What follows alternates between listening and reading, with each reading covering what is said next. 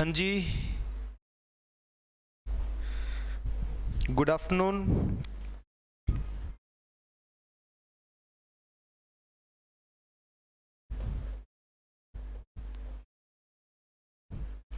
क्या चल रहा था इस बैच में, एक बार कमेंट करके बताएंगे आप। इस बैच में क्या चल रहा था हमारा, क्या आप लोग कमेंट करके बताएंगे।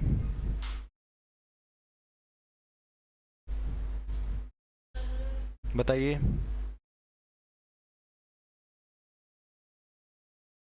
कौन कौन जुड़ चुका है।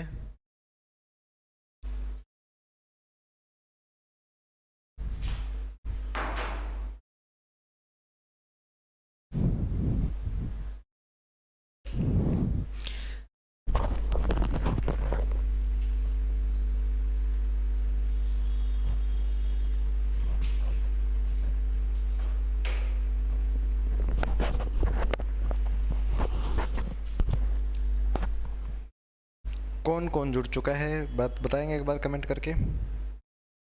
और इस क्लास में लास्ट टॉपिक हमने क्या पढ़ा था।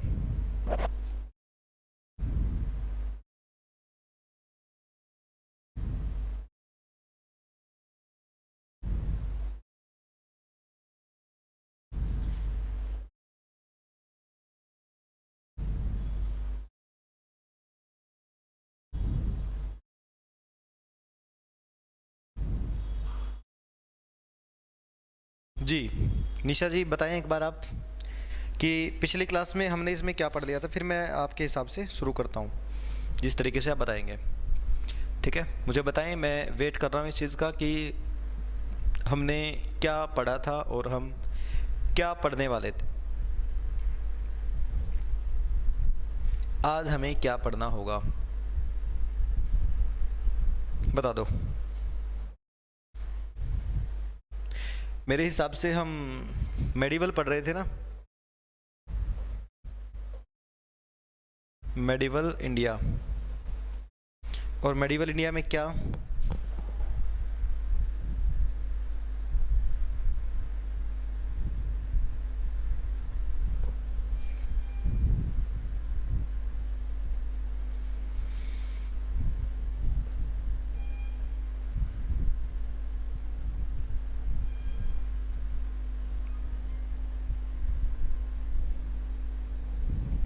निशा जी बताएं मेडिवल इंडिया में हम क्या पढ़ रहे थे। मोहम्मद गजनवी हो गया था, कंप्लीट हो गया था। चलिए जी, महमूद गजनवी हो गया था। अब हमें देखना है मोहम्मद गोरी को, या मोहम्मद गोरी को भी हम पढ़ चुके थे, एक बार बताएंगे कमेंट करके क्या। महमूद गजनवी अकेला तो नहीं हुआ होगा, मोहम्मद गोरी का भी थोड़ा बहुत बताया होगा मैंने।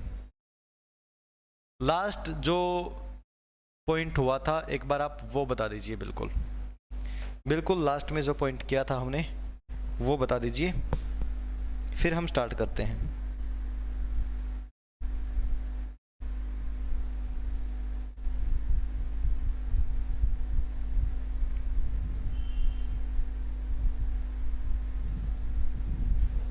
बताना।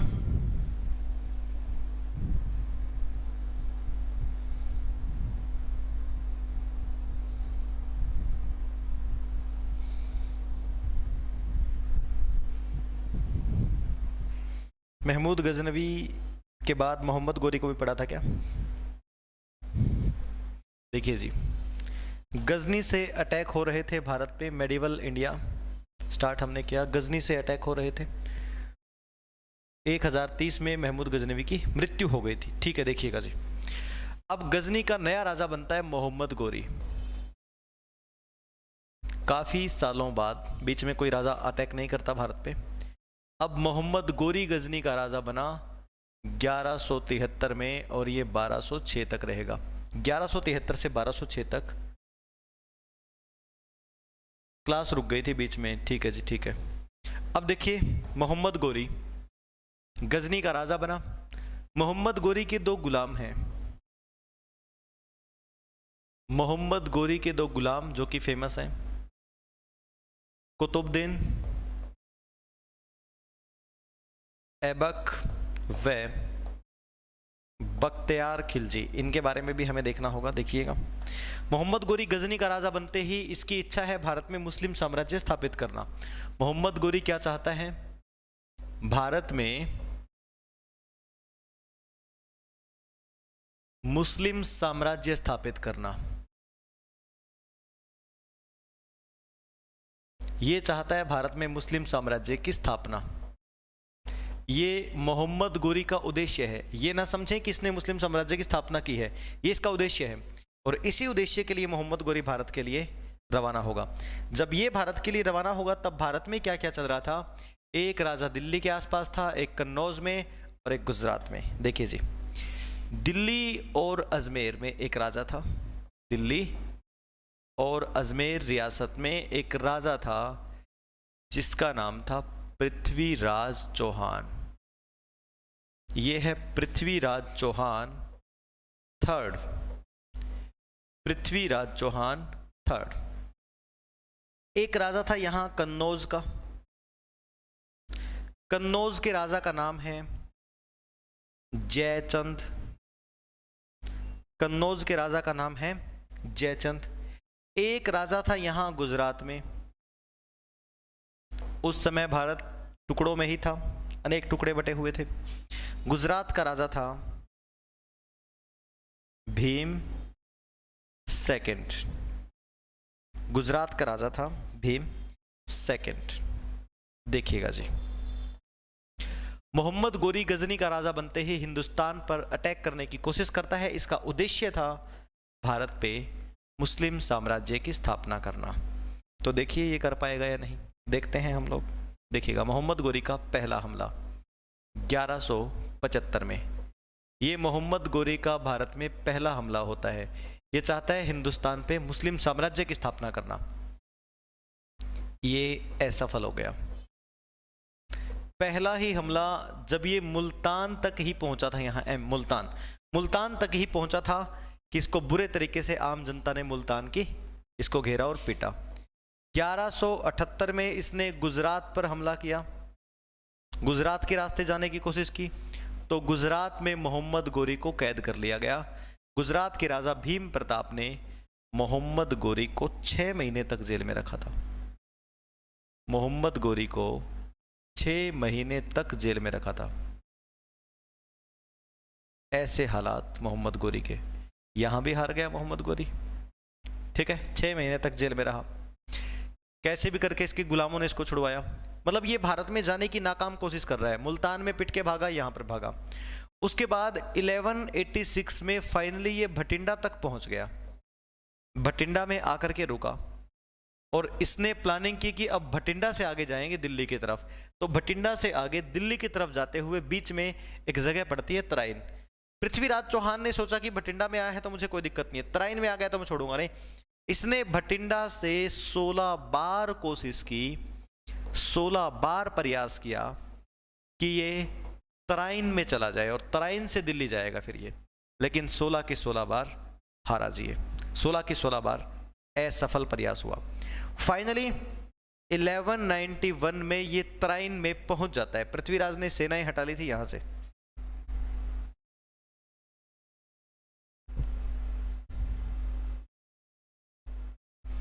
जी बिल्कुल, हम चाहते हैं ऐसा हो, ठीक है, बिल्कुल ट्राई कीजिएगा। 16 बार प्रयास किया, हारा।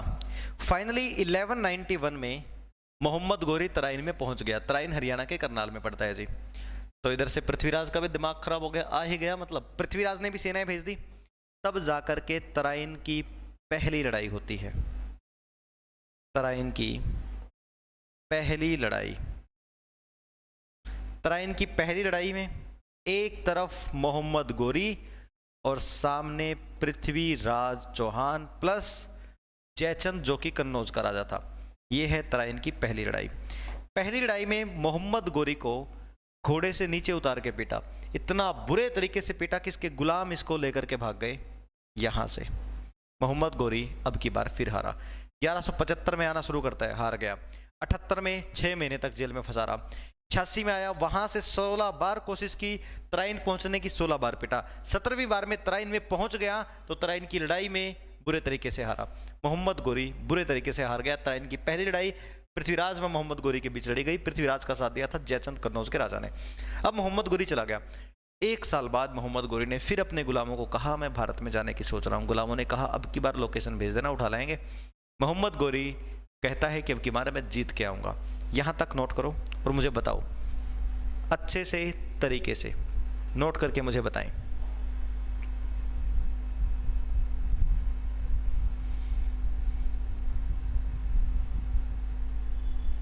आगे भी कमेंट कीजिए जी।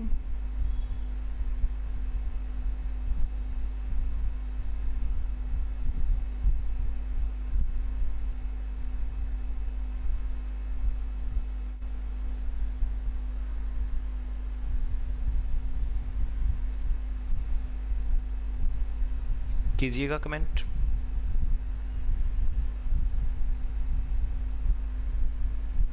और इसको नोट करें अच्छे से।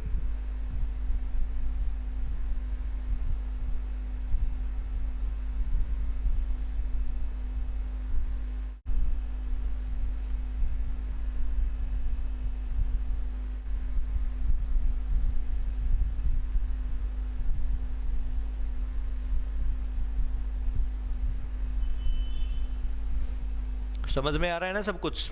ये मोहम्मद गोरी की लगातार असफलताएं, लेकिन एकदम से भोकाल मचा देगा जी ये।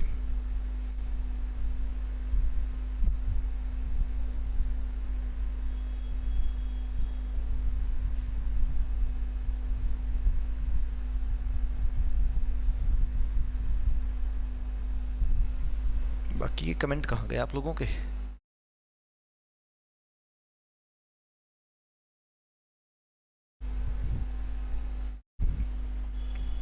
कमेंट करेंगे तभी आगे बढ़ूंगा मैं।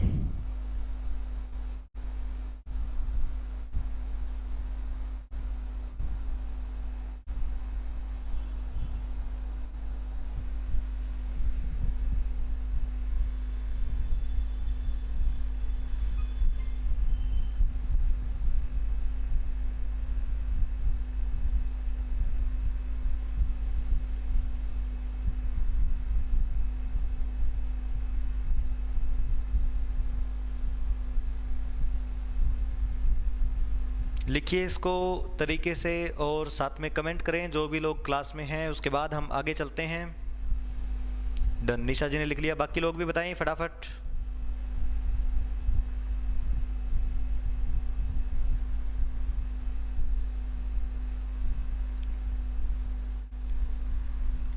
बाकी लोग भी हैं क्लास में। ये मोहम्मद गोरी की इतनी हार हुई। अब आगे देखिए जी क्या होता है।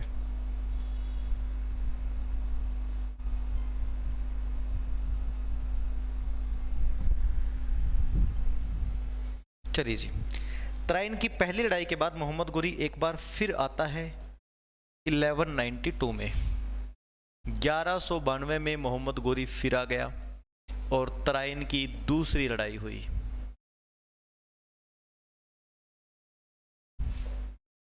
अब की बार फिर मोहम्मद गोरी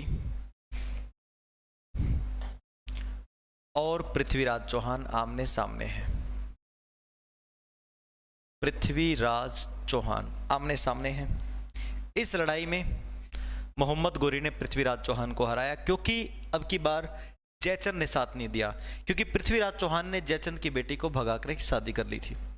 अब मोहम्मद गोरी का यूं एकदम से जीत जाना, ये भारत में मुस्लिम साम्राज्य की नींव कहलाता है जी। भारत में मुस्लिम साम्राज्य की नींव डाल दी मोहम्मद गोरी ने। लेकिन अभी रुकेगा नहीं। 1194 एक और लड़ाई लड़ता है, चंदावर की लड़ाई। चंदावर की लड़ाई में मोहम्मद गोरी ने जयचंद को हराया। जयचंद को भी लपेटा जी, इसको भी हराया। तराइन की दूसरी लड़ाई में मोहम्मद गोरी जीत गया। पृथ्वीराज के अकेलेपन का फायदा उठाया, जीतते ही नींव डाल दी। मतलब पहली बार किसी मुसलमान ने ऐसे दिल्ली के राजा को हरा के जीत हासिल की है। नींव डाल दी, भविष्य में राज भी करेगा। तो जयचंद को भी हराया कन्नौज में जाकर के। उसके बाद अपने दोनों गुलामों को, कुतुबुद्दीन को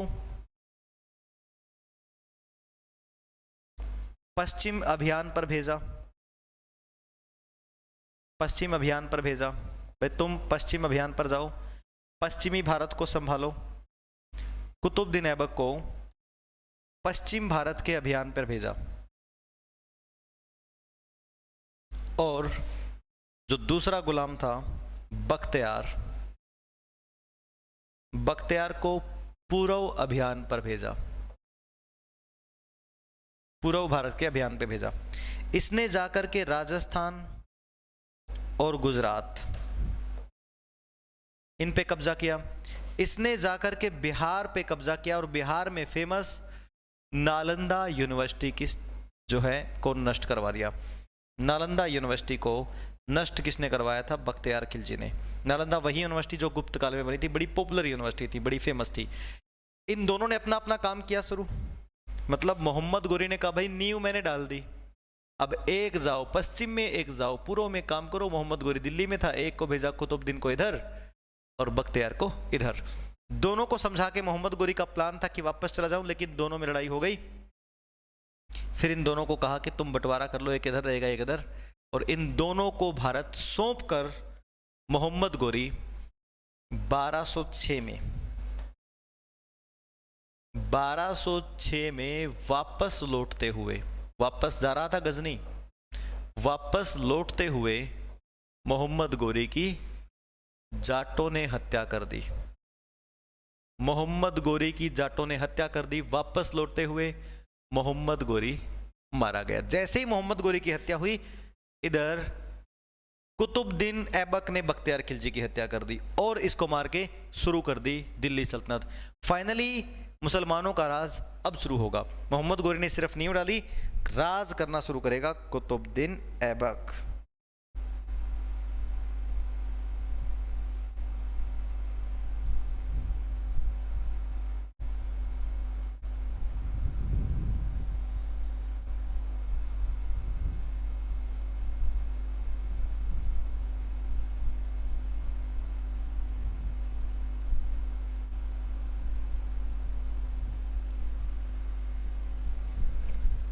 बताएं जी, टेल मी।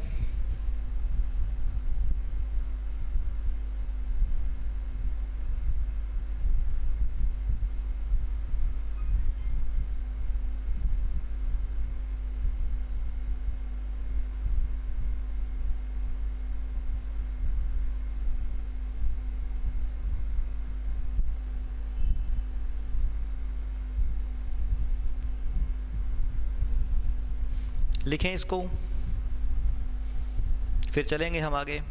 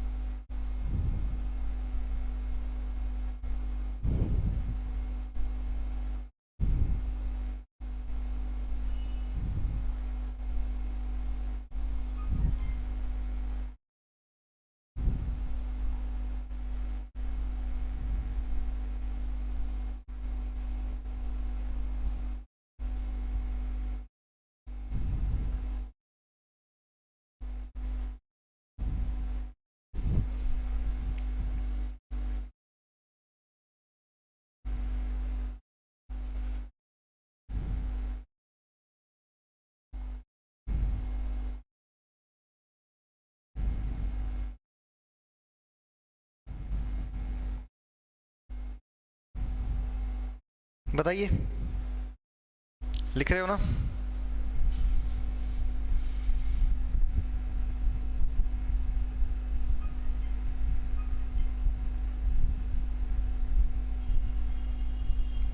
डन। चलिए जी, अब स्टार्ट होगी दिल्ली सल्तनत।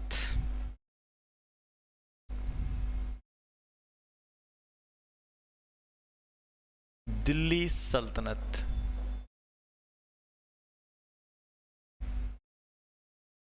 1206 से लेके 1526 तक, 1206 से लेके 1526 तक चलेगी अब दिल्ली सल्तनत।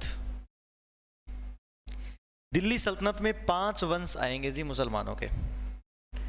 दिल्ली सल्तनत के अंदर 5 वंश आएंगे, देखिए कौन कौन से। सबसे पहले गुलाम वंश,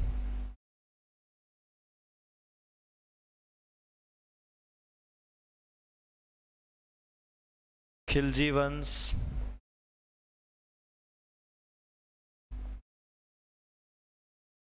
तुगलक वंश,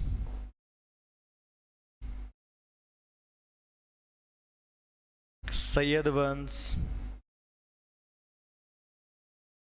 और लोदी वंश।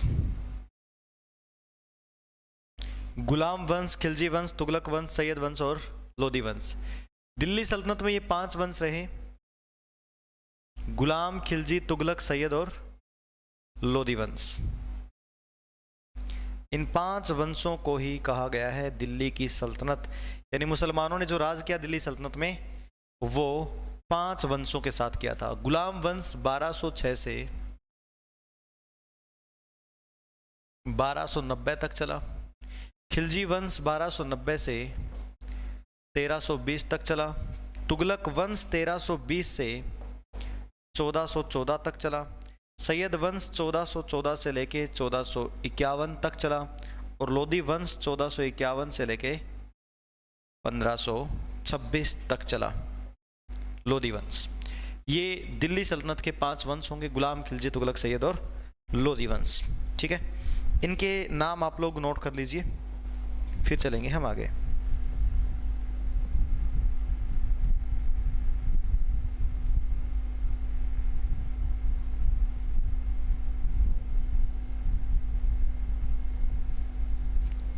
कीजिएगा नोट।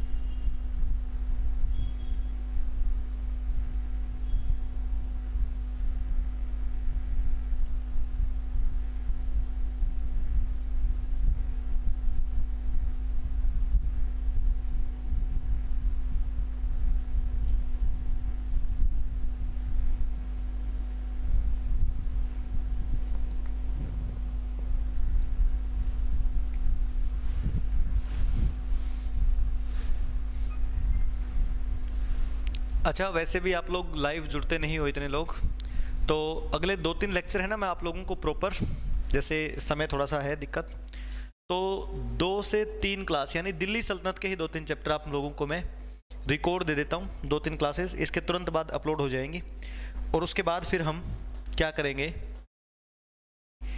इसके बाद हम करेंगे मुगल वंश को लाइव। सिर्फ 3 क्लास इसमें रिकॉर्ड चलेगी, बाकी पूरा लाइव चलेगा। कोई एतराज़ तो नहीं है? ठीक है, ये दिल्ली सल्तनत के ही, क्योंकि वो एक्चुअली में रात को थोड़ी सी नेटवर्क इश्यू है, वो रात को रिकॉर्डिंग करके आपके बैच के लिए रिकॉर्डिंग करके वो आपको अपलोड कर दी जाएंगी। और वैसे भी आप लोग रिकॉर्डिंग ही देखते हैं, क्योंकि अदरवाइज आप लाइव जुड़ते। सिर्फ 3 क्लास की बात है, फिर हमारा जो आगे जो मुगल वंश है ना वो कंप्लीट चलेगा इसमें। फिर मुगल वंश हमारा जो होगा वो कंप्लीट इसमें चलेगा। ठीक है, बताना एक बार।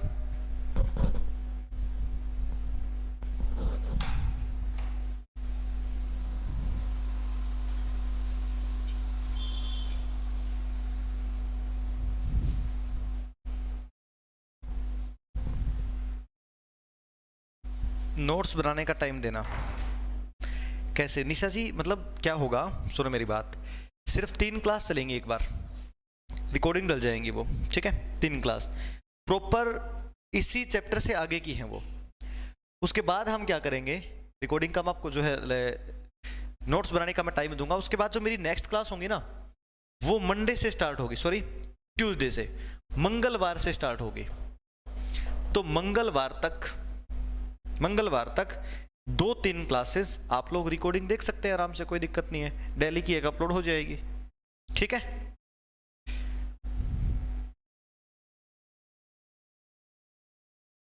समझ गए?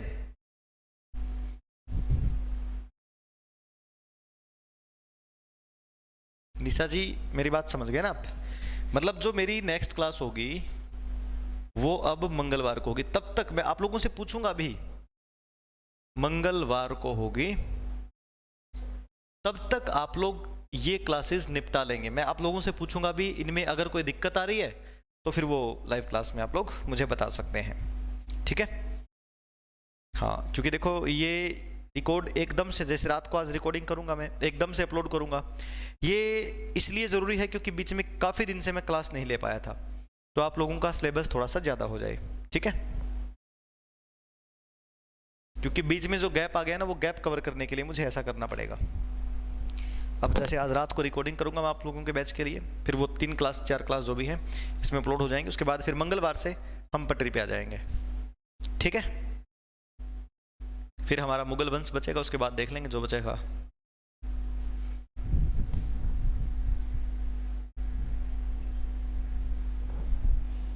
बताएं।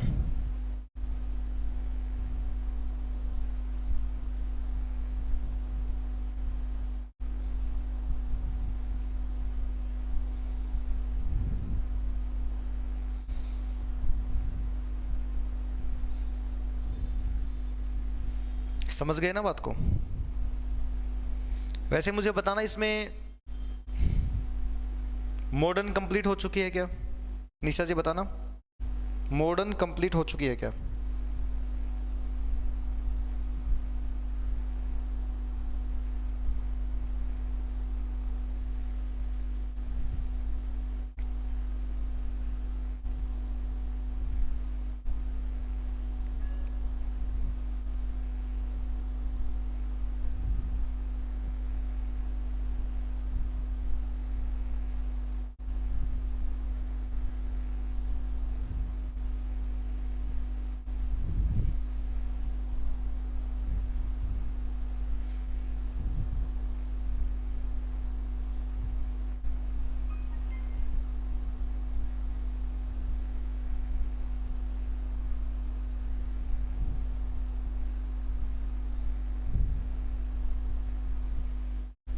चलिए फिर ठीक है, तो आगे समझ गए आप।